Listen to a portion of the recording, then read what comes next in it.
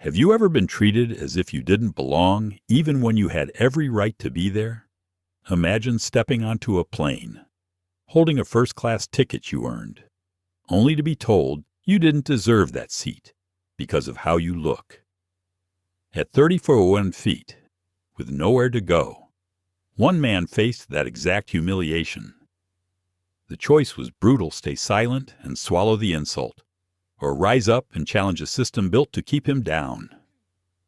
Now ask yourself, if it were you, surrounded by strangers, every eye on you, your dignity stripped away, what would you do?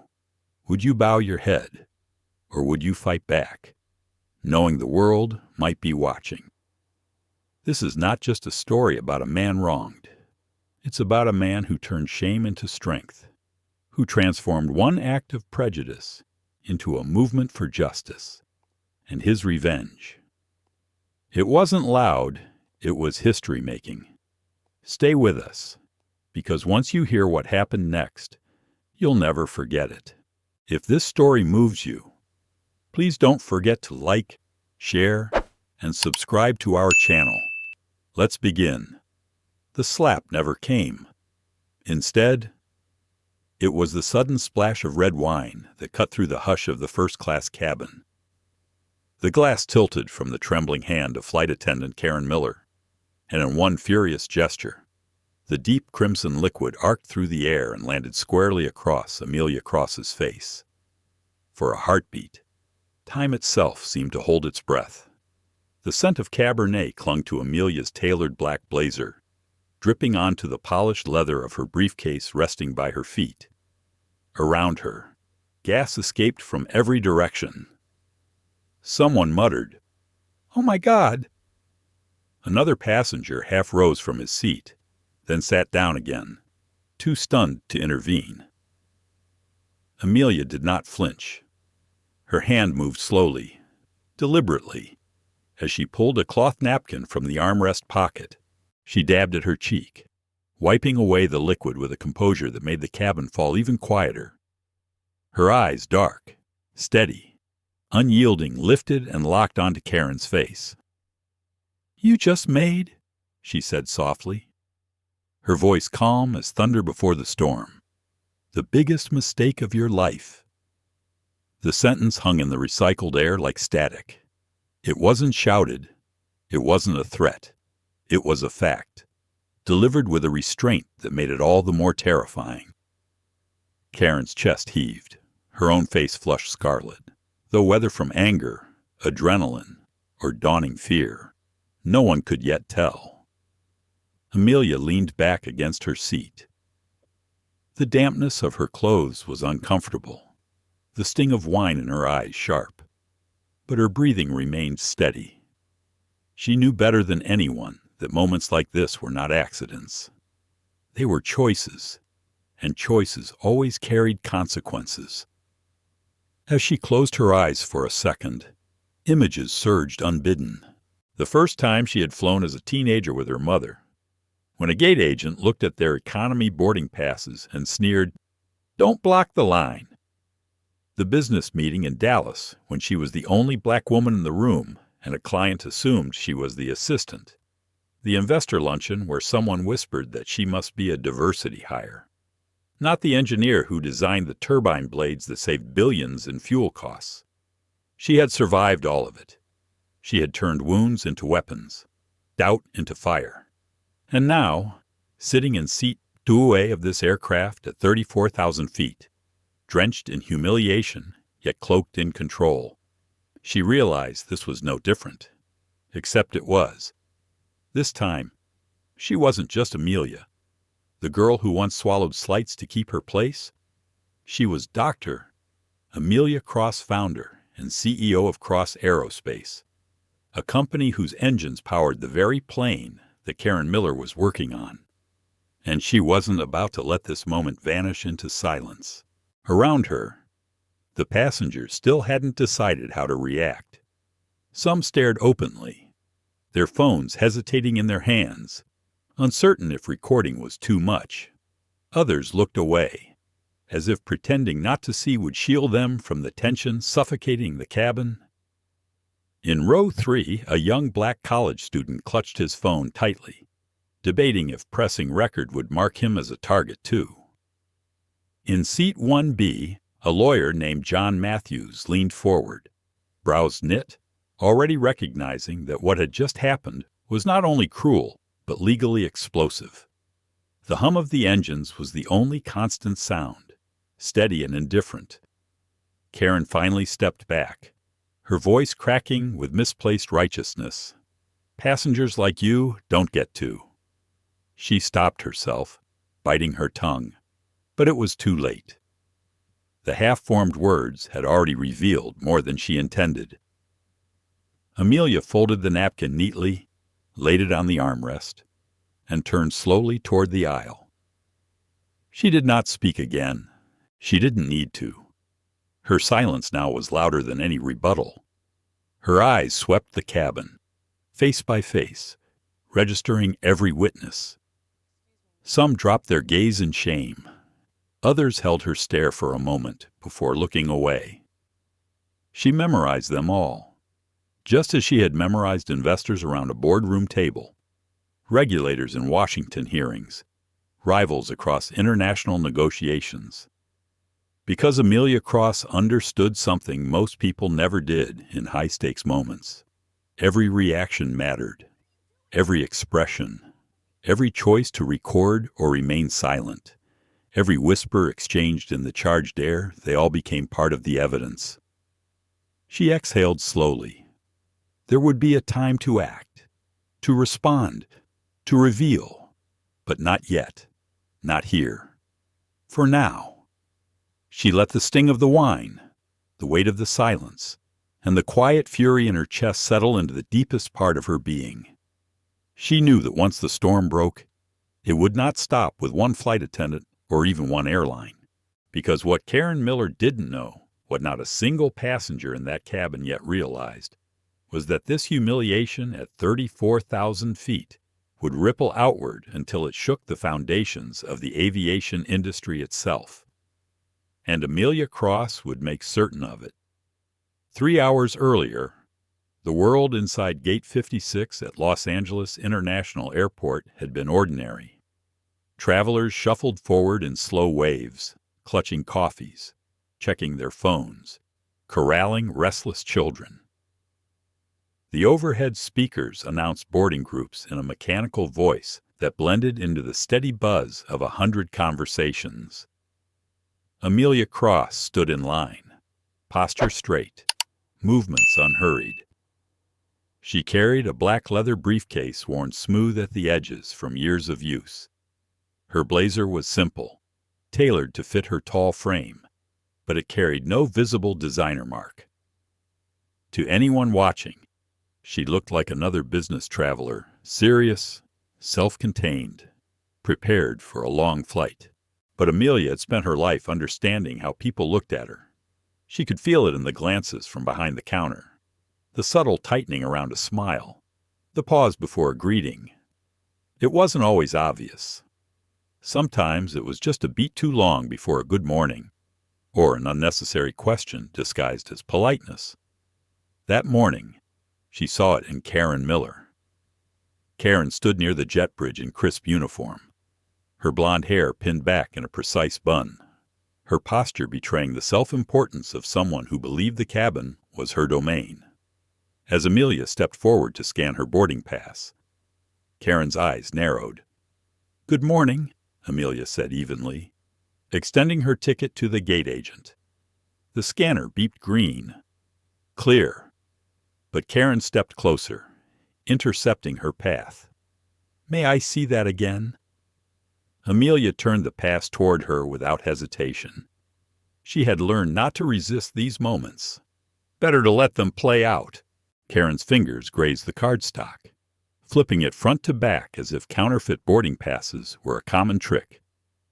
"Seat 2A," Karen murmured, her lips pressed into a thin line. She glanced at Amelia again, then at the pass, as though the combination did not compute. Behind Amelia, a man in an expensive suit shifted impatiently.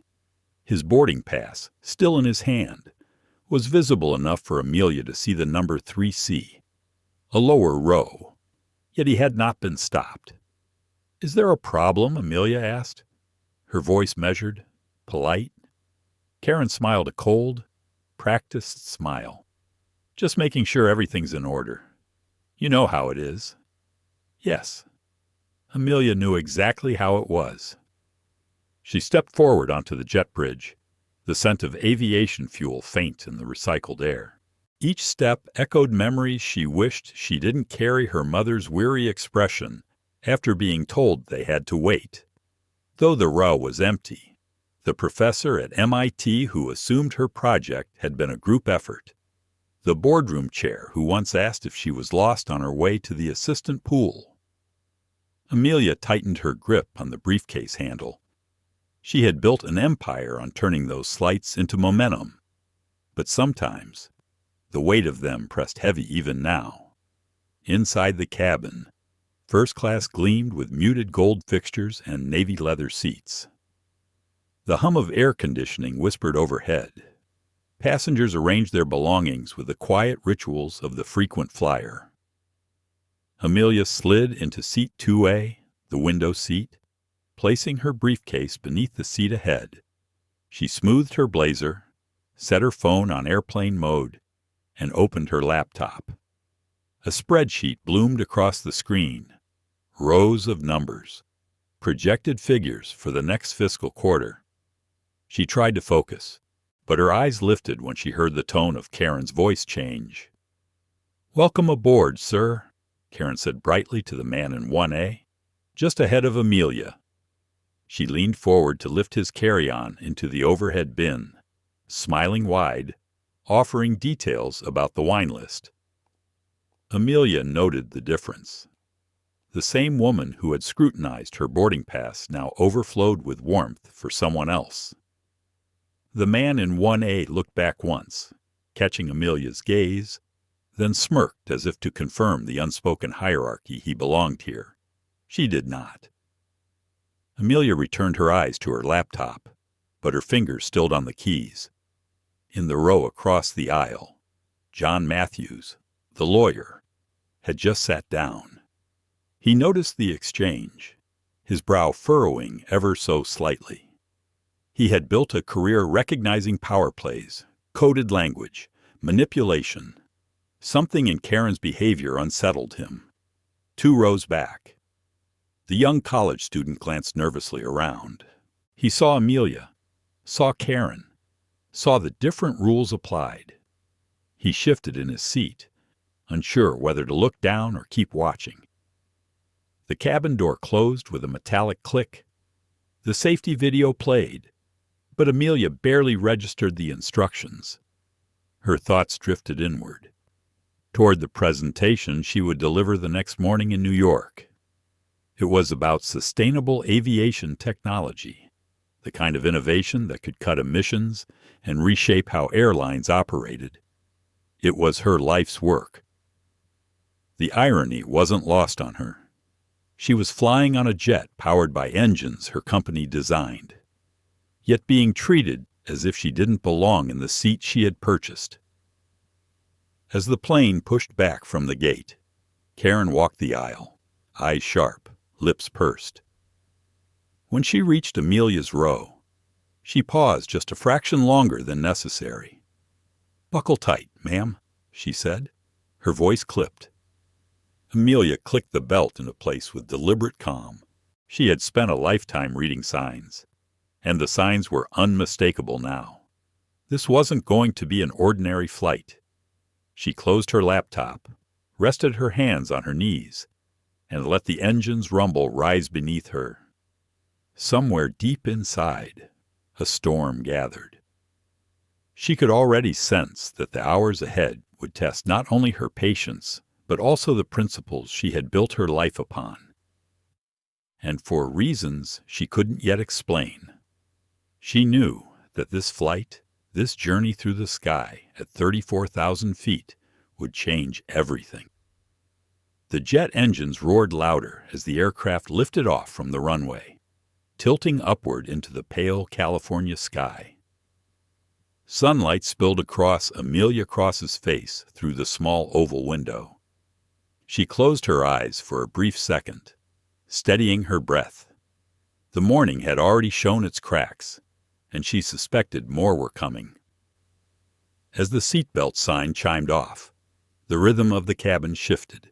Passengers unlatched belts, attendants unlatched carts, and the rituals of flight began. Karen Miller's heels clicked against the floor as she moved between rows, her voice bright and polished when greeting passengers ahead of Amelia.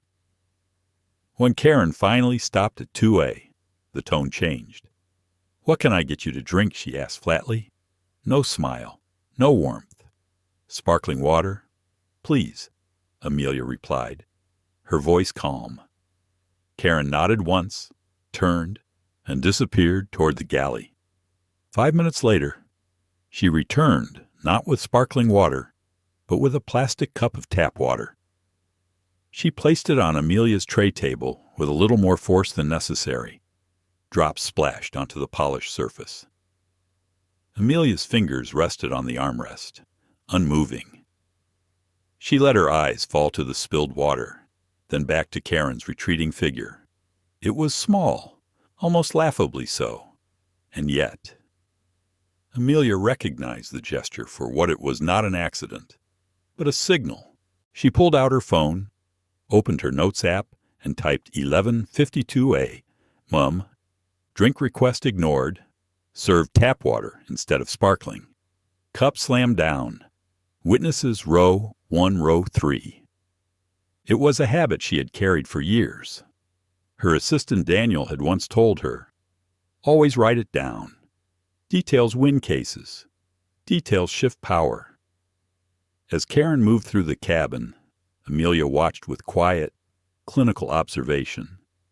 To the elderly white couple in 2C and 2D, Karen bent low, smiling warmly as she poured wine into crystal glasses. To the businessman in 1A, she laughed at a joke, her hand resting lightly on his shoulder for balance as she adjusted his napkin. Then she returned to Amelia's row again. "Ma'am, can I see your boarding pass once more? I just need to verify your meal preference in the system." Amelia handed it over without protest, though she noticed Karen didn't ask anyone else. The card lingered in Karen's hands far longer than necessary. She studied it, tilting it as though checking for forgery, before sliding it back. Amelia typed another note. 12:08 Mem. Boarding pass checked again. Excuse meal preference. Witnesses rows 1, 3. Her fingers hesitated before the next line. Microaggressions accumulate like cuts, small but sharp. Enough of them, and even the strongest bleed. She locked her phone and folded her hands. Across the aisle, John Matthews shifted uncomfortably. He had been watching the interactions, his lawyer's instinct kicking in. He wasn't sure what troubled him more, the precision of Karen's scrutiny or the indifference of most passengers around them. The young college student in row 3 kept glancing forward. His phone lay face up on his tray table.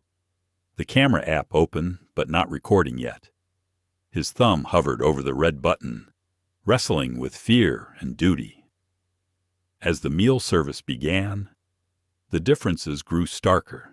Karen and her colleagues presented entrees to row 1 with detailed descriptions of sauces and pairings, warm bread baskets, polished silverware, cloth napkins. In row 2, Amelia's tray remained empty. When she pressed the call button after 45 minutes of being ignored, Karen appeared instantly, her expression hostile. "What do you need?" she asked, her voice loud enough for other passengers to hear. Amelia gestured calmly to her empty tray. "I haven't received my meal yet." Karen's eyes narrowed. Some passengers don't understand that meal service takes time. This isn't a restaurant where you can demand immediate service. A murmur rippled through the cabin. Heads turned. Some passengers frowned in confusion. Others looked entertained by the spectacle. Amelia inhaled slowly. I've been waiting for 45 minutes. Everyone else has been served.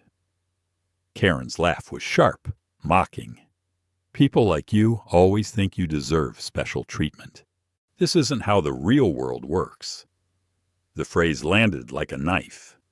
People like you. It carried centuries of weight. Every dismissal, every exclusion wrapped into 4 words. Inside. Amelia felt the surge of anger she had trained her whole life to control. She remembered late nights at MIT, when professors doubted her abilities. She remembered board meetings where investors mistook her for an assistant. She remembered how many times she swallowed the humiliation, telling herself that silence was the safer path. But not now. She tapped her phone again, recording the time and Karen's words. Then, with deliberate calm, she slid the phone onto her tray table. Screen lit. Recorder app open.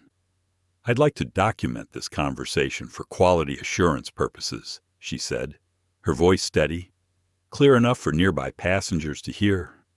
Please continue. Karen froze, a flush rising up her neck. You can't record me without permission. This is harassment. The irony was heavy, obvious. Amelia didn't blink. If you'd like to file a complaint, I'll provide my contact information. She reached into her briefcase and placed a business card on the tray table. The simple white card read Dr. Amelia Cross, Chief Executive Officer, Cross Aerospace. Karen's hand twitched as if tempted to snatch it, but instead she turned sharply and stormed back toward the galley, whispering urgently with the other attendants. One younger woman, no more than 25, looked back toward Amelia with visible discomfort. Her lips pressed tight as if she wanted to say something but didn't dare. The hum of the engines filled the silence. Amelia picked up her napkin, dried her tray, and folded the card back into her pocket. She leaned against the headrest, eyes closed for a moment. Her mind raced with questions. Should she escalate now? Should she call for the captain? Or should she wait, gathering every detail until the truth became undeniable? A part of her wanted to stand, to demand respect. Another part whispered, not yet. Hold steady. Let them make the next move. She chose silence, for now. But the weight in her chest grew heavier. She could feel the storm building, and she knew when it broke, there would be no way to contain it. The meal trays had long been cleared away, but the tension in the cabin lingered like turbulence that never quite ended. Conversations were hushed, glances stolen and quickly averted whenever Amelia Cross shifted in her seat. Her presence seemed to bend the air, though she remained composed, shoulders straight, hands resting loosely on her lap. Karen Miller returned down the aisle with a clipboard in hand, her heels striking the floor with sharp confidence. She stopped suddenly at Amelia's row, her eyes scanning as if she had caught a criminal mid-flight. Ma'am, Karen announced loudly, I'll need to see your ID again, just to confirm your seat assignment. The words sliced through the cabin. A businessman halfway down the aisle lowered his newspaper. The elderly couple across from Amelia turned their heads, eyes widening. Even John Matthews leaned forward, his legal instincts sparking at the public spectacle unfolding. Amelia's hand didn't move right away. She held Karen's gaze with calm intensity. You already verified my boarding pass? Twice? Karen smiled thinly. Yes. Well, sometimes mistakes happen. We have to ensure passengers are in their correct class. She emphasized the last word like a dagger. A murmur rose behind them. The young black college student in row 3 whispered to himself, This isn't right. His phone hovered closer to his chest, the camera app glowing silently. Amelia finally reached into her blazer and withdrew her passport. She placed it on the tray table, the dark blue cover gleaming under the cabin lights. "There's my ID." Karen picked it up with exaggerated care, flipping it open as though expecting a forgery. Her brows knit, then smoothed, but she did not hand it back immediately. Instead, she looked toward the other passengers, raising her voice. "Ladies and gentlemen," she said, "we occasionally encounter situations where individuals sit in seats they haven't purchased. It's important we verify everything." Gas rippled through the cabin. A woman in row 4 whispered, "Why is she saying this out loud?" A man shook his head in disbelief. Amelia felt a heat rise in her chest, but her face remained still. She had endured a lifetime of quiet indignities. Subtle slights, sideways glances, doubts cloaked in politeness. But this was different. This was not subtle. This was a public stripping of dignity, executed with precision in front of dozens of strangers. "Return my passport," Amelia said evenly. Karen hesitated, then dropped it onto the tray table with a flick of her wrist, as if discarding trash. "Fine. But if I discover you don't belong in this seat, you will be removed at the next stop." The words carried the weight of authority, but beneath them, Amelia sensed fragility. Karen was overreaching, stretching her power thin, and cracks were beginning to show. John Matthews spoke up from across the aisle. His voice was calm, but edged with steel. "Excuse me, but I've been watching. This woman hasn't done a thing wrong. I'd advise you to tread carefully." Karen turned sharply, her lips pressed tight. "Sir, please mind your own business. We're trained professionals. We know what we're doing." The younger flight attendant standing just behind Karen shifted uncomfortably, her eyes darting between Amelia and the clipboard. She opened her mouth, then closed it again, fear keeping her silent. Amelia looked around the cabin. Dozens of eyes met hers, then darted away. A few passengers frowned sympathetically. Others avoided involvement, retreating behind magazines or phone screens. The silence was heavy, complicit, inside. Amelia's mind churned. Part of her wanted to explode, to stand and shout the injustice for what it was. Another part reminded her of the stakes. She thought of every black traveler who had been told they didn't belong. She thought of her company, her employees, the future she fought for. She pressed her palm against the briefcase at her feet. It grounded her. It reminded her who she was. When she finally spoke, her voice was low, steady, but it carried across the cabin. "You're not humiliating me," she said. "You're humiliating yourself." The words froze Karen in place. A hush settled again, broken only by the engines humming steadily outside. Karen's jaw tightened. She spun on her heel and stormed back toward the galley, muttering into the intercom.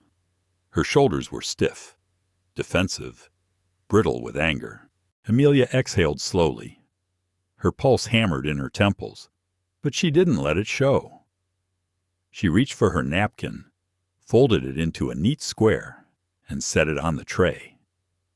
Every movement was deliberate, controlled, a reminder that dignity was not theirs to take, it was hers to keep. John Matthews leaned slightly closer, his voice low enough for only Amelia to hear. "They're setting something up. Be careful." Amelia gave the faintest nod.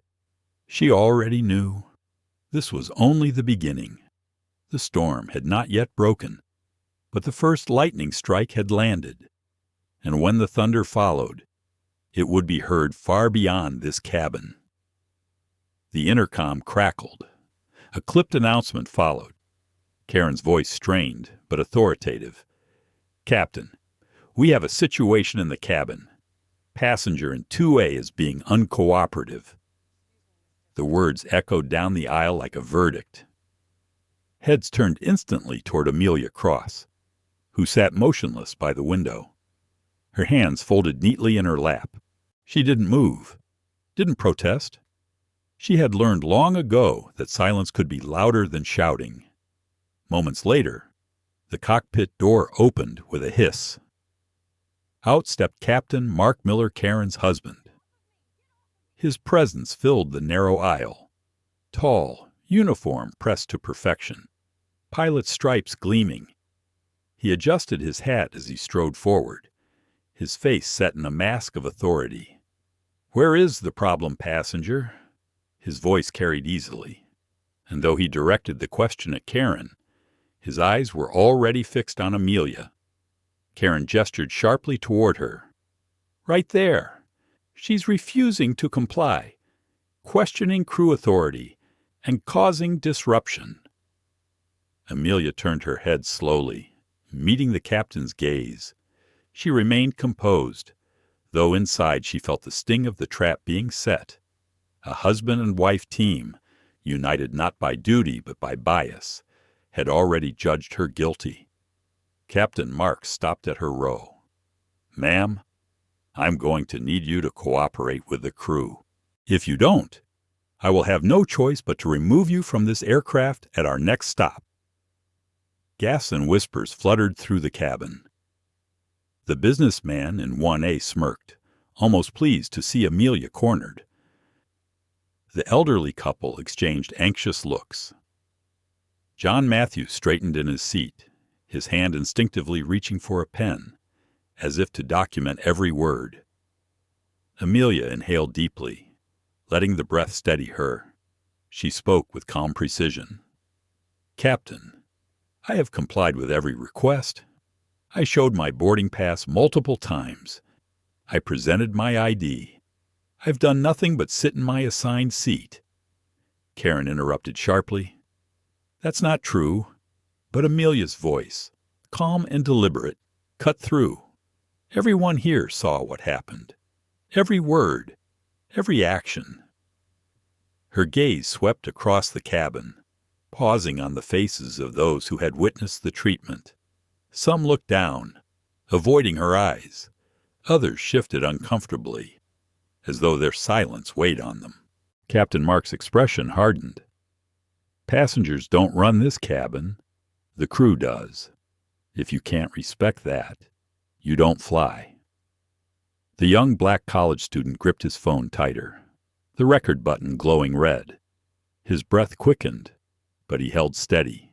For the first time, the lens captured everything: Karen's hostility, Mark's authority, Amelia's unshaken composure. John Matthews spoke up, his tone sharp now. "Captain, as an attorney, I strongly advise you to consider your words carefully. What I've seen is not disruption, it's discrimination." The cabin went utterly silent. The word hung in the air raw, undeniable. Karen's cheeks flushed crimson. "That's outrageous. We treat all passengers the same enough." Amelia's voice was quiet, but carried more weight than shouting could. She stood slowly, her figure tall and commanding even in the cramped aisle. She turned toward the rows behind her, her eyes steady. "I'm sorry," she said to the passengers, her tone even dignified. "I apologize if my presence has caused any disturbance. But you all saw what happened. You all heard the words that were said." Her gaze lingered on the elderly couple, on the businessman, on the nervous young student with the phone. This is not about noise. This is not about compliance. This is about dignity. A ripple of discomfort swept through the cabin. For the first time, some passengers nodded subtly, acknowledgement breaking through the haze of silence. Captain Mark stiffened, caught between doubling down and retreating. His jaw clenched, but his voice remained firm. "Sit down, ma'am. This is your last warning." Amelia studied him for a moment. She saw the pride, the defensiveness, the fear of losing control. She also saw the truth his authority was already unraveling. With a deliberate calm, She lowered herself back into her seat, fastening her belt once more. Her eyes never left his. "Do what you must, Captain. But remember, every witness here knows what really happened." The engines droned steadily, the air heavy with tension. The confrontation had shifted the energy of the entire cabin. Everyone knew this wasn't over. Amelia sat back, heart steady, mind clear. The storm was building. She would not be the one to break. It would be them. Dinner service rolled out under the thin hum of the engines. But for Amelia Cross, time felt stretched. The cart rattled down the aisle, silverware clinking lightly, aromas of reheated chicken and pasta filling the cabin. Passengers in first class received their trays with quiet gratitude. Every row was served except hers. Karen Miller maneuvered the cart past Amelia's seat without so much as a glance. The businessman in 1A was offered a second glass of Cabernet, poured with care, while Amelia's tray table remained empty. The omission was deliberate, the slight too obvious to miss. Passengers stole side glances, some with pity, others with discomfort. A few shifted uneasily, but no one spoke. The silence of witnesses weighed heavily in the cabin. Amelia pressed her call button. It lit up above her seat, glowing like a challenge. Karen turned slowly, eyes sharp. She walked over with exaggerated steps, her voice pitched just loud enough to be heard across the cabin. "Yes, ma'am. What do you need now?" Amelia's tone was calm, deliberate. "I haven't been served my meal." Karen smirked. Sometimes passengers think they're entitled to special treatment. Meals are limited. Perhaps next time you should book earlier. A murmur rippled through the cabin. The elderly woman across the aisle gasped quietly, her husband squeezing her hand. The young black student raised his phone higher, the red recording light unwavering. Amelia folded her hands on her lap, her face serene. "I paid for this seat. I paid for the same service as everyone here." Karen's voice grew harsher. "People like you always think rules don't apply. Always pushing. Always demanding." The phrase sliced through the cabin. People like you. Every ear caught it. Every heart shifted. Amelia's lips pressed together. She could feel the heat rising in her chest, but she kept her voice steady. "Please repeat that for the record." Karen leaned closer, sneering. "You heard me." And then it happened. A glass of red wine, sloshing as Karen accidentally tipped it, spilled across Amelia's lap.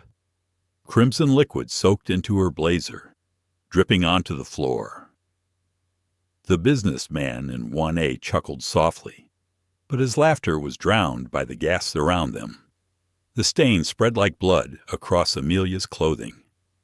She froze, her breathing controlled, her expressions unreadable. Her hands remained folded, refusing to flinch. John Matthews shot out of his seat. "That's assault! Everyone saw that!" His voice thundered, breaking the silence.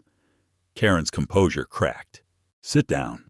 Sir, you're interfering with crew operations." The young black student stood too, his phone raised. "I've got it all on video. Every second."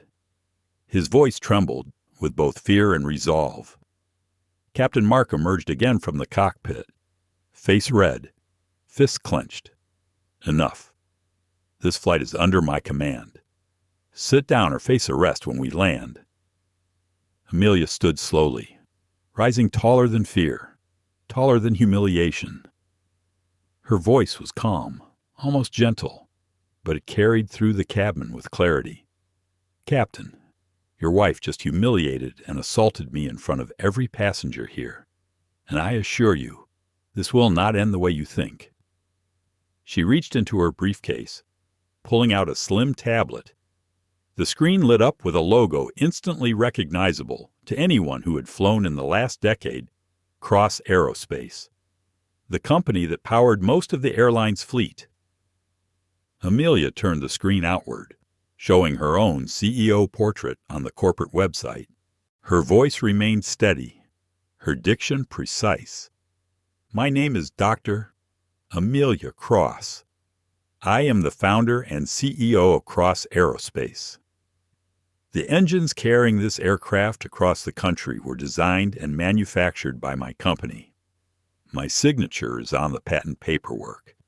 Every mile you've ever flown safely in one of these jets, you've flown on my work." Gaffs echoed. The elderly couple stared in disbelief. The businessman and 1A's smirk dissolved into pale silence. John Matthews smiled grimly. And now the truth comes out. Karen's face drained of color, the wine glass trembling in her hand. Captain Mark froze, his authority evaporating in front of dozens of witnesses. Amelia looked around the cabin, her dark eyes calm but sharp, her voice carrying the conviction of decades spent breaking barriers. "You wanted to strip me of my dignity at 34,000 feet. But now you've shown the world exactly what discrimination looks like when it hides behind uniforms and authority. And this time, it will not be ignored." The cabin erupted not in chaos, but in collective realization. Phones recorded. Hearts raced. History was shifting mid-air. The breaking point had arrived, and Amelia had turned it into her battlefield.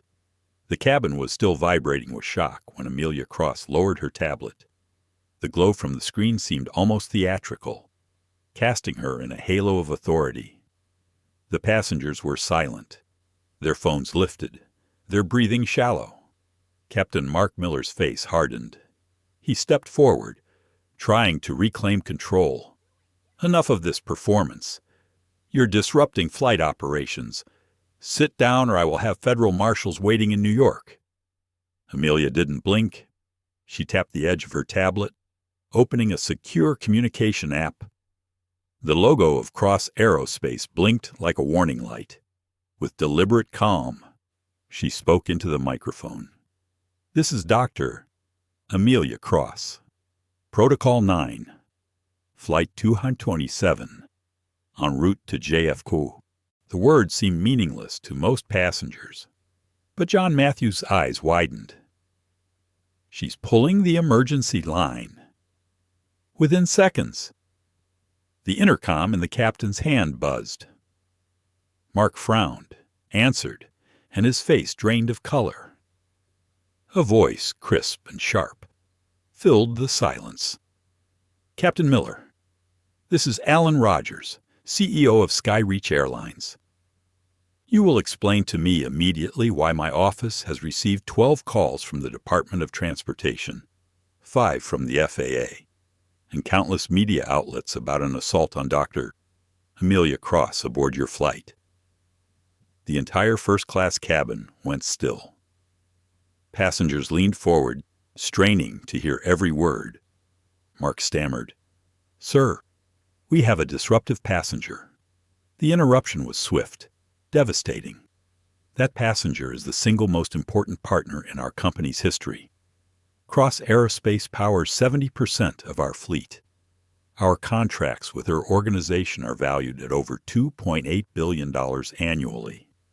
Without her, we don't fly. "Do you understand me?" Gas spread through the cabin like a wave. Karen's hand shook so violently that the empty wine glass slipped from her grip and clattered onto the galley floor. Alan Rogers' voice sharpened. "Dr.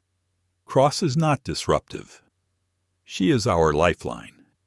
Every action you've taken against her has placed this airline at catastrophic legal and financial risk. Do you comprehend the magnitude of your mistake?" Amelia's face remained serene, her dark eyes unwavering as she watched the captain's authority collapse in real time. She clasped her hands before her, letting silence magnify his humiliation. Passengers began to whisper phrases like "unbelievable," She's the CEO. This is history." The young black student wiped a tear from his cheek as he continued recording. Alan's voice boomed through the intercom once more, this time amplified, so the entire cabin could hear. Effective immediately. Karen Miller is suspended from duty. Captain Miller, you are relieved of command of this aircraft upon landing. Dr. Cross will dictate the conditions of deplaning and the subsequent investigation.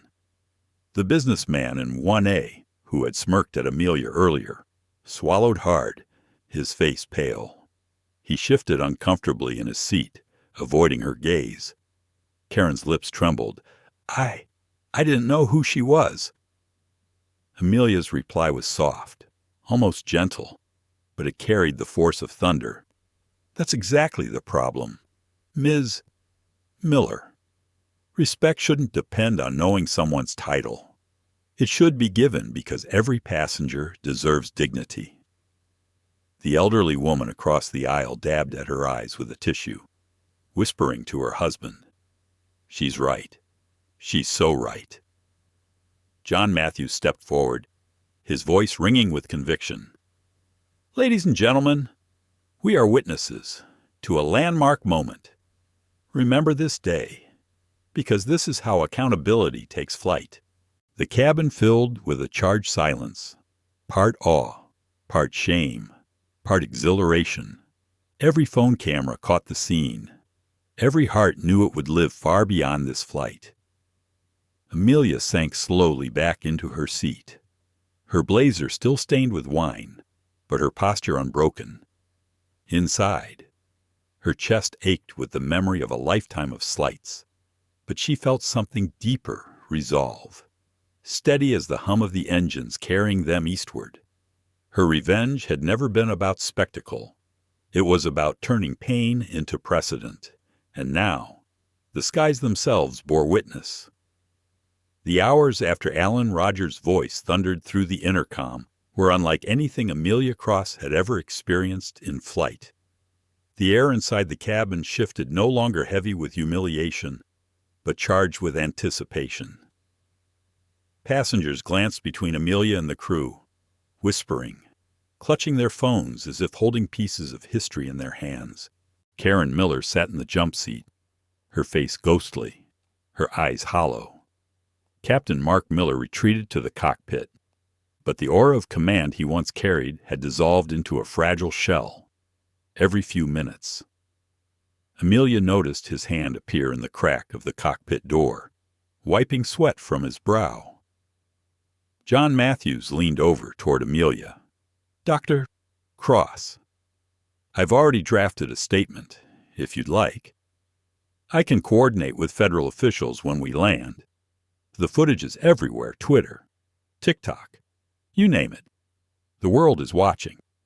Amelia nodded, her voice low and steady. "Thank you, John. But this is bigger than me. It always was." The young black student held up his phone timidly. "Dr. Cross, my video. It already has 2 million views.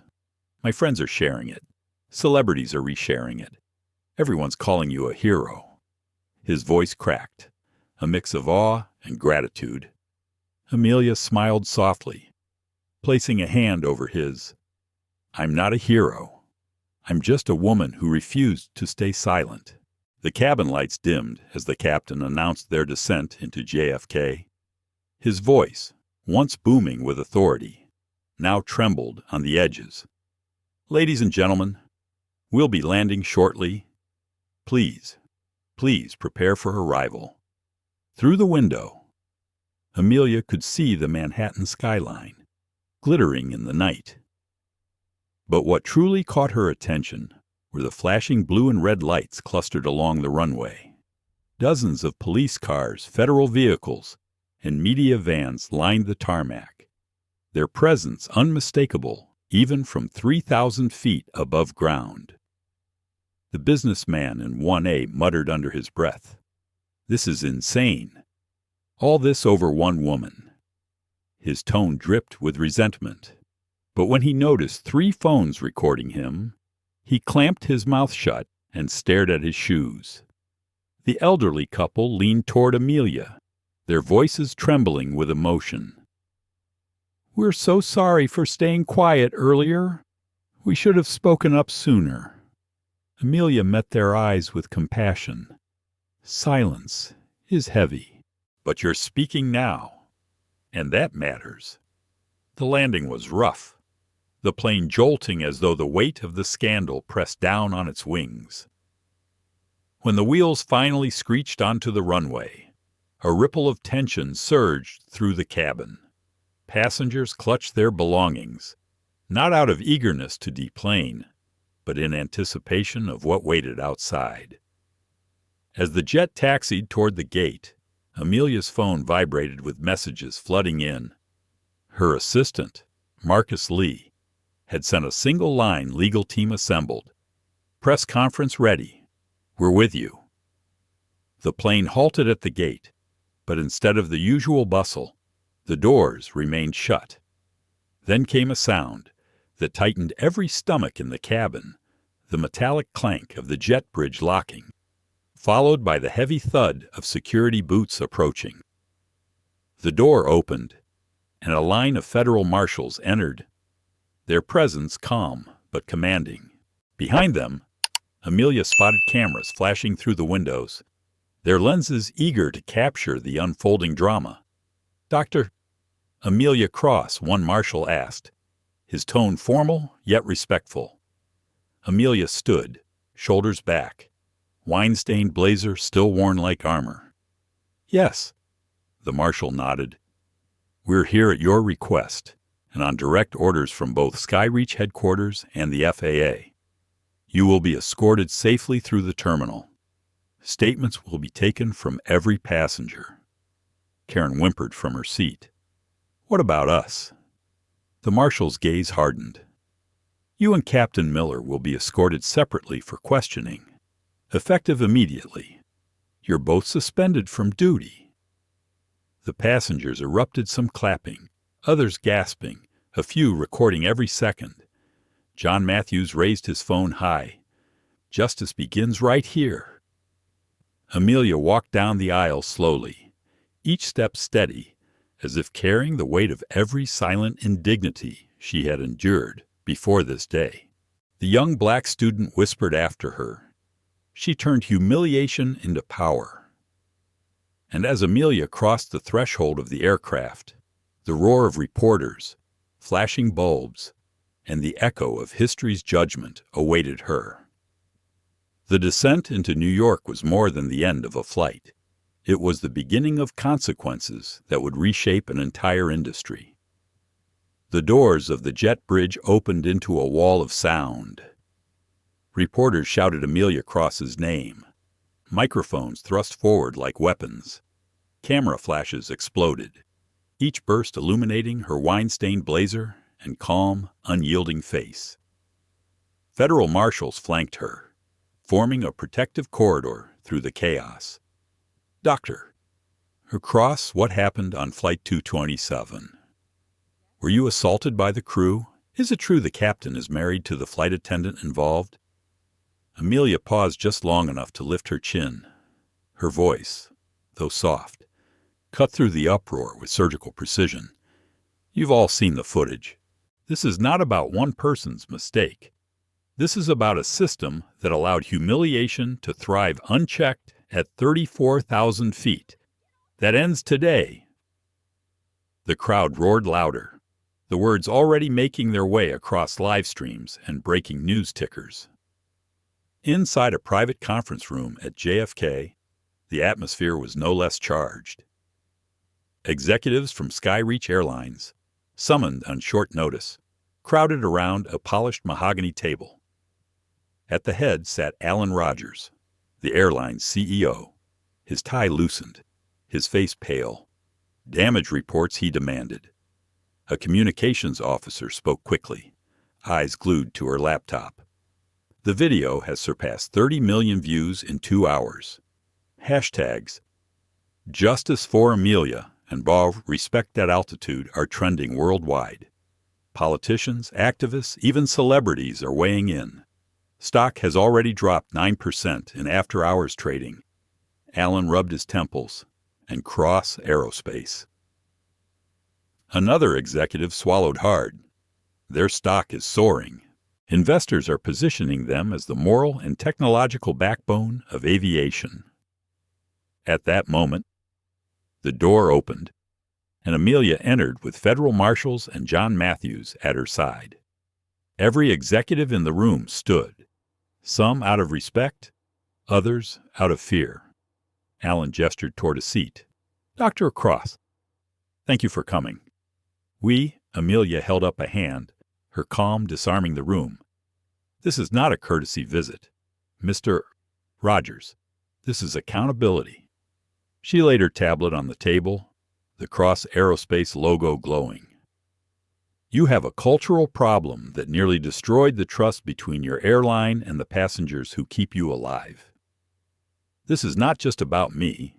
It's about every traveler who has been silenced, dismissed, or humiliated because of how they look, where they come from, or the color of their skin. The silence that followed was thick, the weight of truth pressing down on everyone present." John Matthews leaned forward, his voice steady. "You are staring down not just lawsuits, but federal oversight and a civil rights investigation. The evidence is overwhelming." Alan cleared his throat, his words cautious. "What do you want, Dr.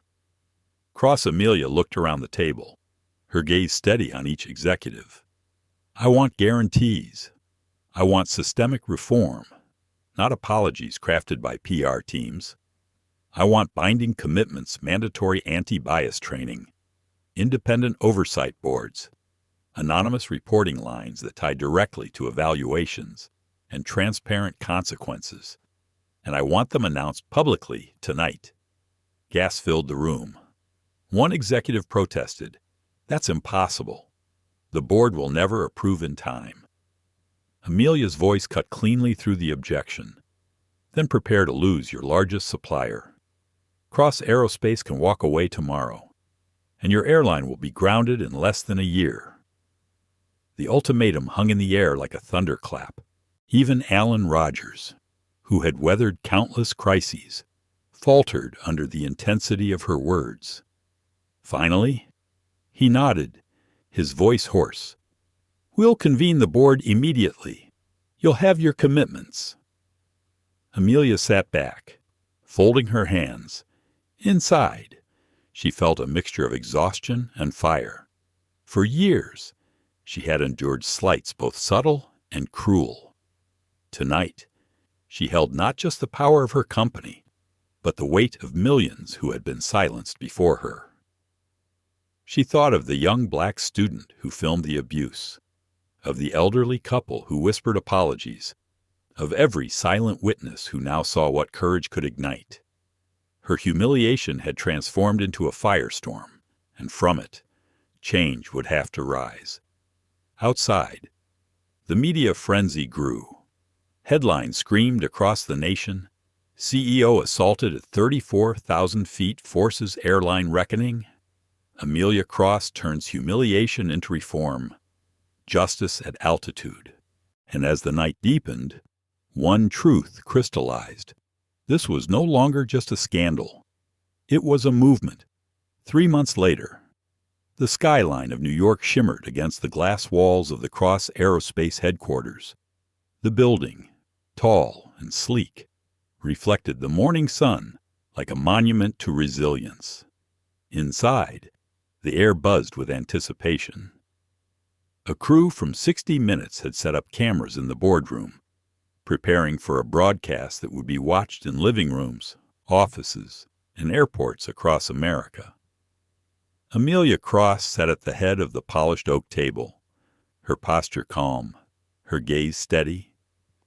She wore a deep blue blazer, the faintest scarlet thread embroidered along the cuff, a personal reminder of the wine stain from Flight 227. Across from her sat veteran journalist Diane Keating, known for her piercing questions and refusal to soften stories. "Dr. Cross," Diane began. Millions of people saw what happened on that flight. Some call you a symbol of justice. Others say you used your corporate power to crush working-class employees. How do you respond to that criticism? Amelia folded her hands. Her voice was measured, her tone gentle but resolute. Symbols don't bleed. I was humiliated, assaulted, and stripped of dignity in front of strangers. That wasn't symbolic, that was human. And those who chose to humiliate me had power in that moment. Choices have consequences. My response wasn't about revenge. It was about accountability. Diane leaned forward. And what do you believe was achieved? Amelia glanced briefly at the camera before continuing. Skyreach Airlines has adopted reforms that are now being mirrored across the industry: mandatory anti-bias training, anonymous reporting systems, federal oversight. Complaints of discrimination in air travel have dropped 40% in just 2 months.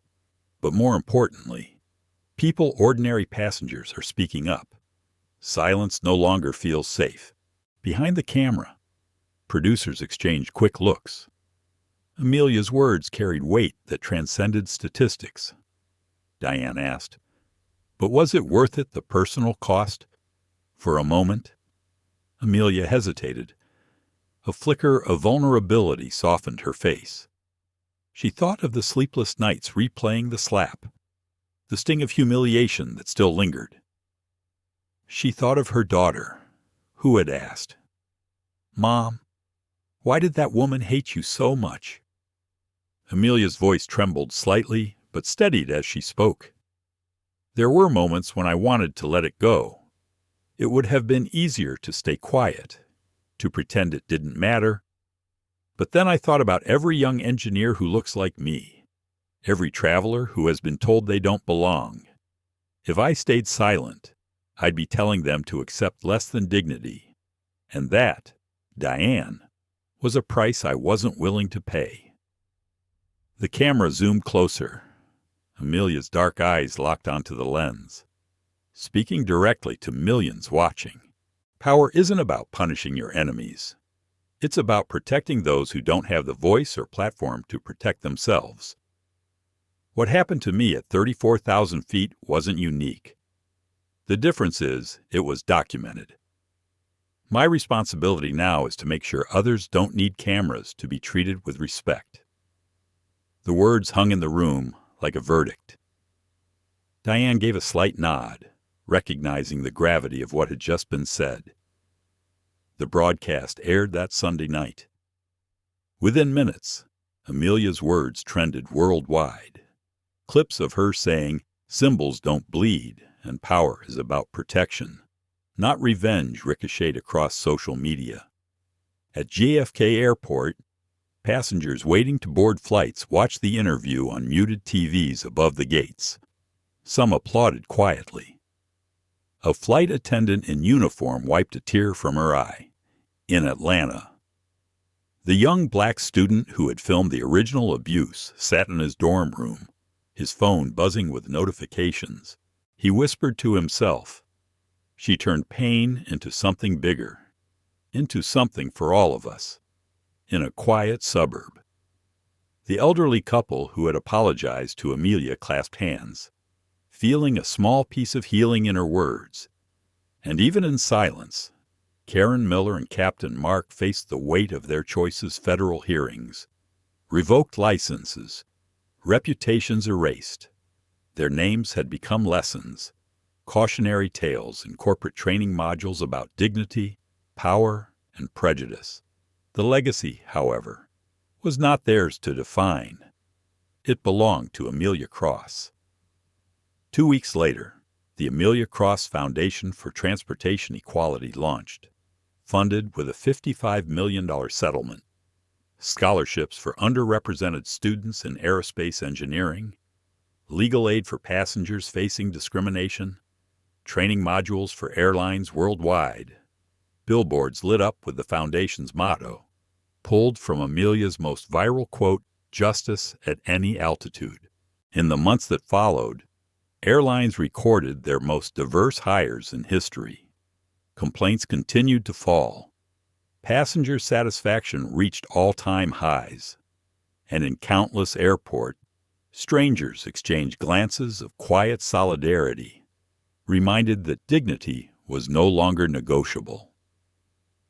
On the day Amelia visited her daughter's school for Career Day, a teacher introduced her not as a CEO, but as a woman who made the skies safer for everyone.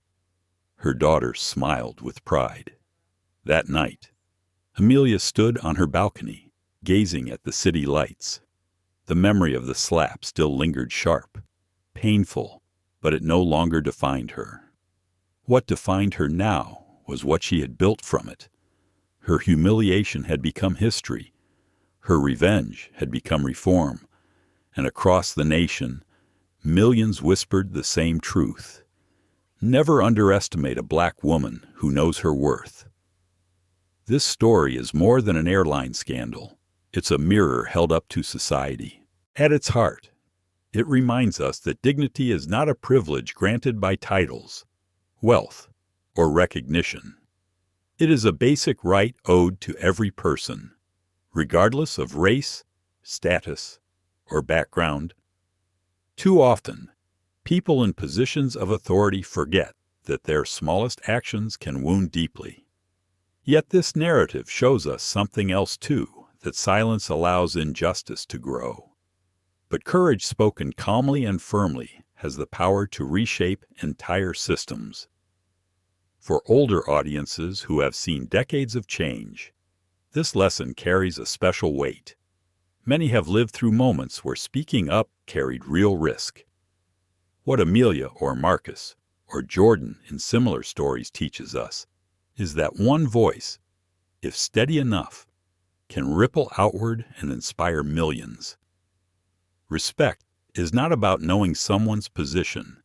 It's about recognizing their humanity. In daily life, this means pausing before judging, choosing empathy over suspicion, and remembering that how we treat strangers defines us just as much as how we treat those we love. Justice is not distant. It begins in our smallest interactions. Thank you for watching and sharing this journey with us. Your support means the world, because stories like these deserve to be heard far and wide. If this message touched your heart, please like, share, and subscribe to our channel. Together, we can keep shining a light on dignity, justice, and the power of compassion.